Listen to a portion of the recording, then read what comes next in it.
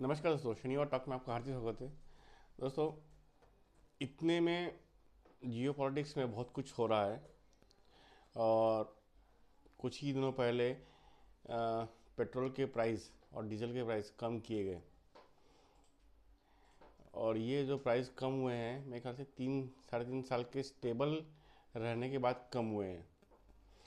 और माना जा रहा है कि अभी जो पीस एकॉर्ड होने वाला है, जो जिसमें ट्रम्प, पुतिन और सऊदी के युवराज या बादशाह, जो भी बोलिए, वो तीनों मिलके डिसाइड करेंगे, तो वो प्राइस कुछ कम हो सकती है। क्रूड की प्राइस कम हो सकती है, तो जिसके बाद और प्राइस कुछ कम हो गए, क्योंकि यूक्रेन युद्ध ऑलमोस्ट स्टैंड स्टिल हो गया, बंद होने के कगार पे आ गया है।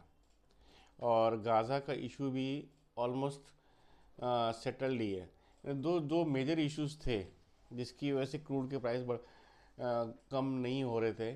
या फिर आप बोल सकते हैं कि रशियन ऑयल मार्केट से गायब हो गया, जिसकी वजह से थोड़े से भाव बढ़ गए थे। अब वो फिर से आना शुरू हो जाएगा।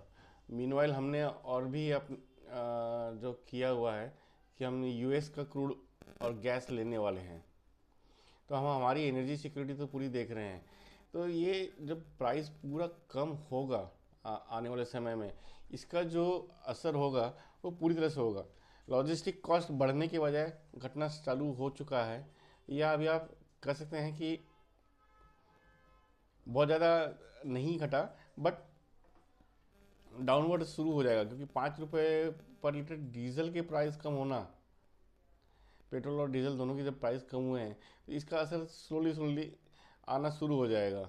और गोइंग फॉरवर्ड जब अगर ये 10 से 15 रुपये लीटर और कम हो जाएगा, तो सब्सटेंशियल कॉस्ट जो है लॉजिस्टिक की, वो कम हो जाएगी। तो आप लोग बार बार सुनते हैं कि इकोनॉमी इतनी बढ़ी उतनी घटी या स्टैंड स्टिल है, तो ये कहीं भी आपको रिफ्लेक्ट नहीं होगा कि भाई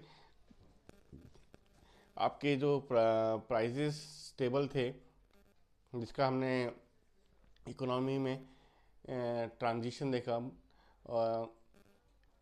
you can say retail sector में बूम ही आया है उसकी वजह से। अब ये जब डाउनवर्ड जाएगा तो ये और बूम करेगा, कंजम्पशन को और बढ़ाएगा।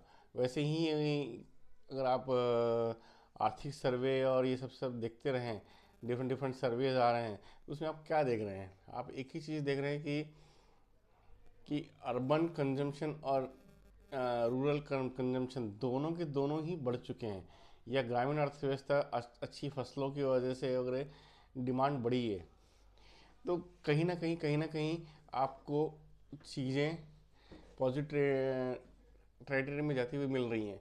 और सिस्टम के अंदर बहुत ट्रांसपेरेंसी आती जा रही है। ये जो ट्रांसपेरेंसी अगर अगले 4 5 साल में बहुत सारी आ गई, और जो विवाद के विषय हैं वो ख़त्म हो गया। मेन विवाद होता है एक तो प्रॉपर्टी का ऑनरशिप, प्रॉपर्टी से,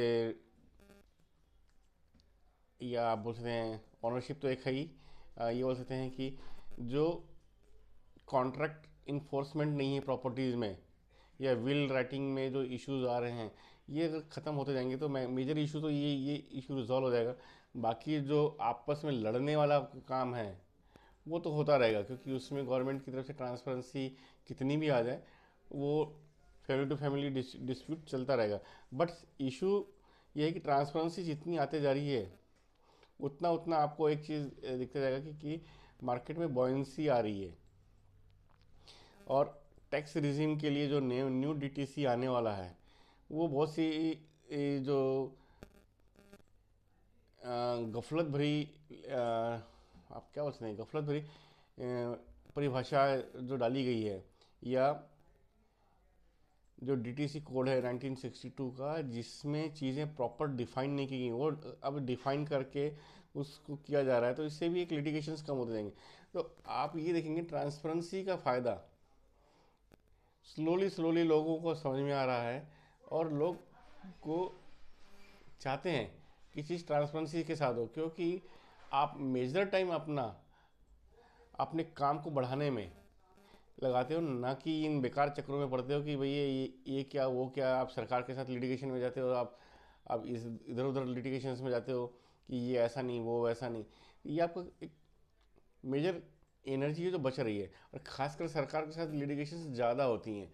तो वो अगर ट्रांसपेरेंसी वंस आ गई आपकी, तो आप सरकार भी फ्री, आप भी फ्री। बाकी आपने पर्सनल लिटिगेंसी जो करना है, लिटिगेट करना है, वो करते रहो। उसमें उसमें कोई रोक नहीं है। बट इसका ओवरऑल इम्पैक्ट देखेंगे, जहाँ सरकार छूटी आप छूटे और ट्रांसपेरेंसी आ गई, तो उसका एक ओवरऑल इम्पैक्ट देखेंगे कि जो मार्केट में कॉन्फिडेंस सरकार को है या कॉरपोरेट को है, उससे ज़्यादा कॉन्फिडेंस जो है वो आम पब्लिक के अंदर आ गया है। और उनकी जो इन्वेस्टमेंट है, भले ही छोटी छोटी हो, कोई 1,000 कर रहा है, कोई 10 लाख कर रहा है, कोई 10 करोड़ कर रहा है, कोई 100 करोड़ कर रहा है, वाट एवर में भी अमाउंट आप पकड़ लो, वो बहुत ज़्यादा है। और ये आपको इकोनॉमी के जितने माइक्रो और मैक्रो इंडिकेटर्स हैं उसमें देखते रहिए आप, सारा डेटा आपको वही दिखा रहा है कि बॉयंसी है। कई तो जो कंपोनेंट हैं मैक्रो और माइक्रो, उसके बारे में तो आजकल कोई डिस्कशन ही नहीं करता। जो 2014 2016 तक हम लोग डिस्कशन करते थे, 18 तक डिस्कशन चलता था, ये इंडिकेटर वो इंडिकेटर, वो सब खत्म हो गए। वो इतिहास के पन्नों में कहाँ खो गए उन्हीं का पता नहीं है। क्योंकि अब उसकी ज़रूरत नहीं रही है कि मार्केट पॉजिटिव है ये दिखाने के लिए उसका ज़रूरत यूज़ था, अब वो रहा ही नहीं। ट्रांसपेरेंसी आ रही है, ट्रांसपेरेंसी आएगी, और ट्रांसपेरेंसी अपने साथ पॉजिटिविटी इकोनॉमी में बढ़ा रही है, मार्केट में बढ़ा रही है। इसका फ़ायदा कैसे उठाना है, वेल्थ कैसे क्रिएट करनी है, ये आपने देखना है, आपने सोचना है। आप इसके लिए से सजग हैं, समझदार हैं, ये जानता हूँ, मैं मानता हूँ। और आप इसमें आगे ज़रूर बढ़ेंगे, वेल्थ क्रिएट ज़रूर करेंगे। इसी के साथ आज हम यहीं रुकते हैं। अगले शनिवार टॉक में फिर से मिलेंगे, तब तक के लिए धन्यवाद।